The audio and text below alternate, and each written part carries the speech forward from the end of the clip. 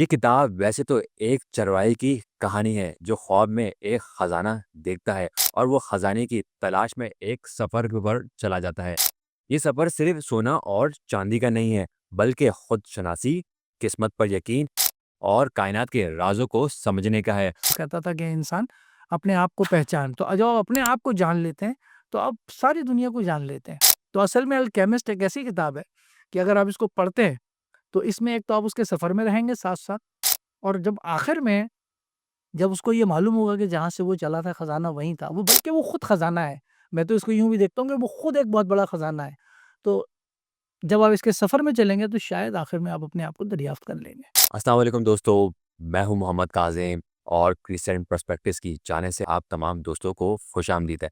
आज मैं आपको एक रूहानी और फ़िक्री सफ़र की तरफ लेके जाऊंगा। आज मैं एक ऐसी किताब के ऊपर बात करूंगा जिसने हज़ारों नहीं लाखों लोगों की ज़िंदगियों पर असरअंदाज किया है।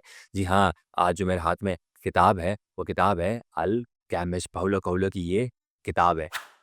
ये किताब वैसे तो एक चरवाहे की कहानी है जो ख्वाब में एक खजाना देखता है और वो खजाने की तलाश में एक सफर पर चला जाता है। और इस सफर में ये सफर सिर्फ सोना और चांदी का नहीं है, बल्कि खुद शनासी, किस्मत पर यकीन और कायनात के राज़ों को समझने का है। और इस किताब के ऊपर बात करने के लिए मैंने दावत दी है अशफाक अहमद साहब को। और अशफाक अहमद साहब अपने यूट्यूब चैनल के ऊपर किताबों को ऊपर तबसरा करते रहते हैं और इन्होंने अपना एक फ़ेसबुक का ग्रुप भी बनाया हुआ है, उसका नाम है जो किताबें मैंने पढ़ी। और हर हफ़्ते कोई ना कोई किताब के ऊपर इनका तबसरा ज़रूर आ रहा होता है।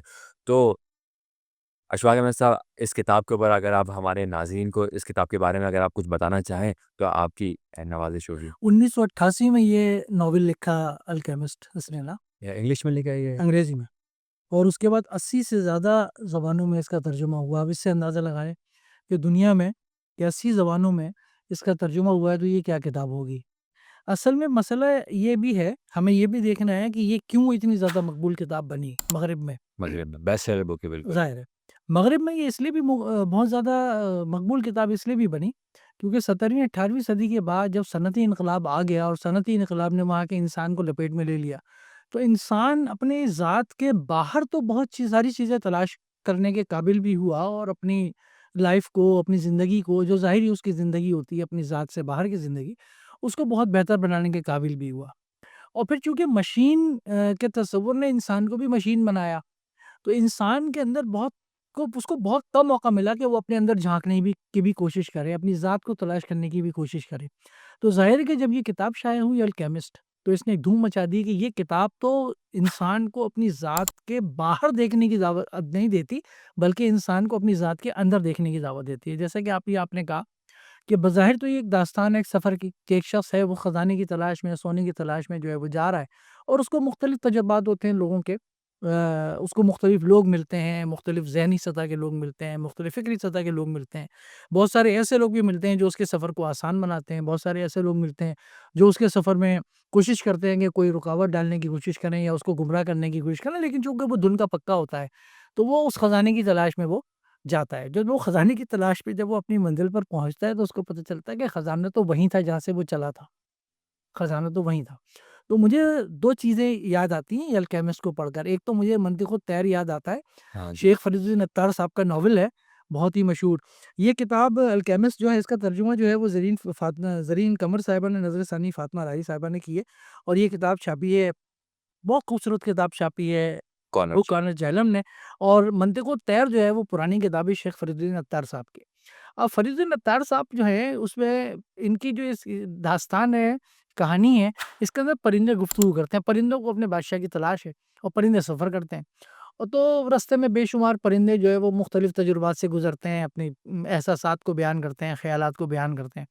और जब वो आखिर में एक परिंदा वहाँ पहुँचता है आखिर में झील पर, तो वो वहाँ उसको ये समझ में आता है या उसको ये कहा जाता है कि असल में तो तुम ही हो। हुँ, असल तो समझ तुम ही हो, जो तुम सफ़र करके आए हो, तलाश पे आए हो। तो इसमें अब देखिए दोनों में कितनी मुमासिलत है। ऐसा लगता है कि अल्केमिस्ट जो है वो मंतिक़ तैर से ही मुतासिरा एक चीज़ है।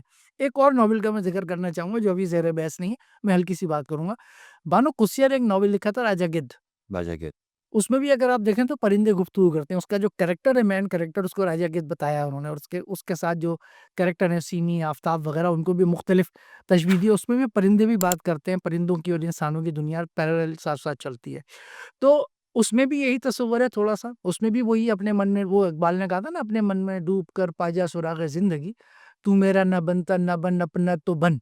तो असल में ये मंतिक़ तैर हो या अल्केमिस्ट हो या राजा गिद्ध हो, इसका जो बुनियादी मौतम नज़र है वो यही है। तो इस किताब ने धूम इसीलिए मचाई वहाँ मग़रिब में।